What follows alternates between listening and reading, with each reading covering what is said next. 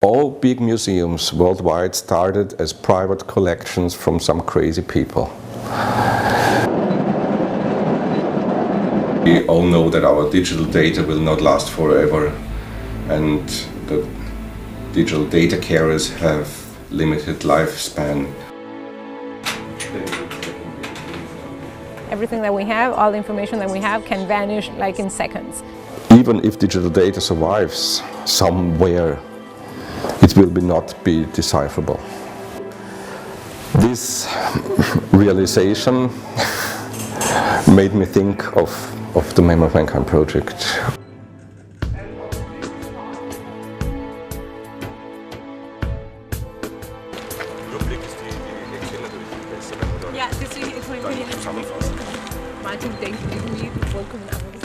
So my thought was that the future will probably have no chance to remember us, or remember what motivated us or what fascinated us.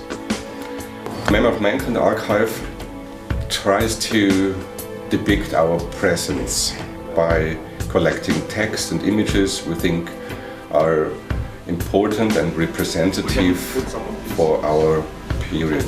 There are so many questions that in a philosophical level of the project that I think they are just so interesting. Like even the definition of what is important, what is relevant, what is actually interesting.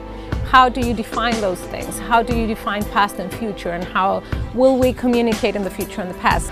This is done by people who want to contribute to this project. So it's not a personal project of mine, it's a globally processed and globally also funded project by people who want to contribute and also want to take part in drawing the image of our time. This is done in a very durable way, put on ceramic data carriers, and these data carriers with analog information, text and images, are put into the salt mine of Hallstatt. That's actually the oldest salt mine in the world, in the center of the Austrian Alps, to be protected for a very long time.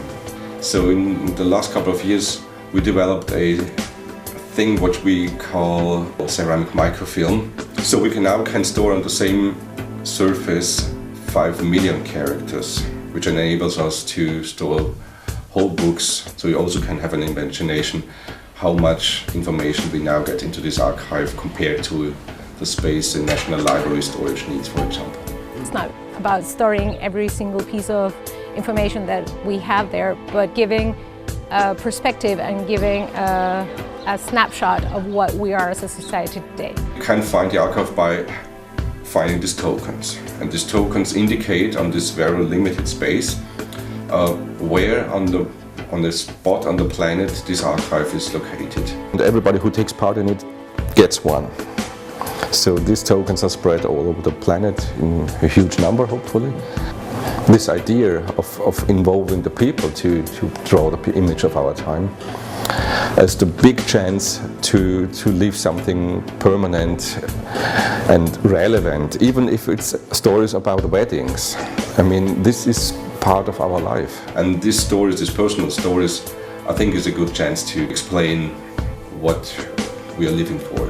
The image our grandchildren will have of our time will be created by machines, by algorithms. And this is what we don't want. We think we should select now what we want to be kept for tomorrow. And we should select now how we want to be remembered.